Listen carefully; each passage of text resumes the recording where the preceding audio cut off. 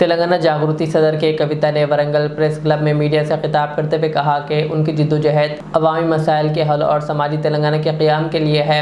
उन्होंने कहा कि सियासत सिर्फ इंतखाबी साल तक महदूद होनी चाहिए, बाकी 4 साल अवामी तरक्की और बहबूद के लिए वक्फ रहने चाहिए।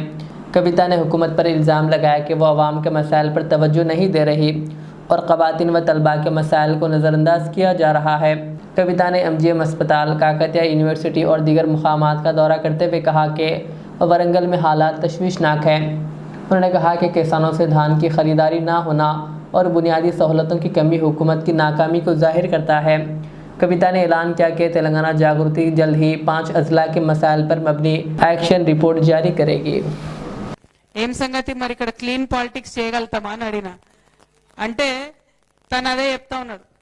మొత్తం వరంగల్లో ఏ ఎమ్మెల్యేలను చూసినా మినిమం క్వాలిఫికేషన్ ఏంటంటే కబ్జా చేసుడు రావాలి ల్యాండ్, అట్లా అయితేనే వరంగల్లో పోటీ చేసుడు అన్నట్టు ఉంది కథ. నేను అదే అడిగినా మరి అట్లాంటివి ఉన్నాయా భయ్ నీకేమన్నా క్వాలిఫికేషన్లు అంటే ఏ లేవక్క, ఖచ్చితంగా క్లీన్ పాలిటిక్స్ చూపిస్తా అని అంటున్నాడు. 100% క్లీన్ పాలిటిక్స్ అంటున్నారు. క్లీన్ గా ప్రజల కోసం సేవ చేయాలని అనుకుంటా ఉన్నాము.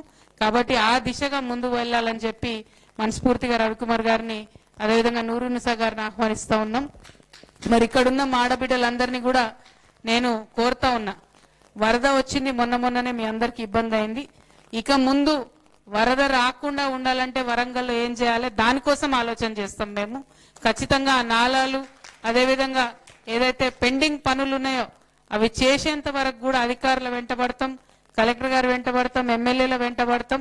ఆ పనులు చేపించి వరంగల్ మళ్ళోసారి మునగకుండా చూసేటటువంటి ప్రయత్నం తెలంగాణ జాగృతి నుండి చేస్తామని ఈ సందర్భంగా తెలియజేస్తూ, మరి ఇంత ఆలస్యమైనా కూడా యువమిత్రులైనా ఆడబిడ్డలైనా ఓపికగా కూర్చున్నారు.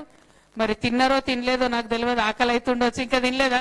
నేను కూడా తినలే, పొద్దుటి నుంచి తిరుగుతూనే ఉన్నాం ఇట్లనే.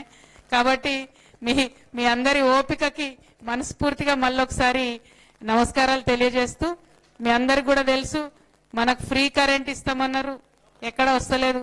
ఫ్రీ గ్యాస్ ఇస్తామన్నారు, ఎక్కడ వస్తలేదు.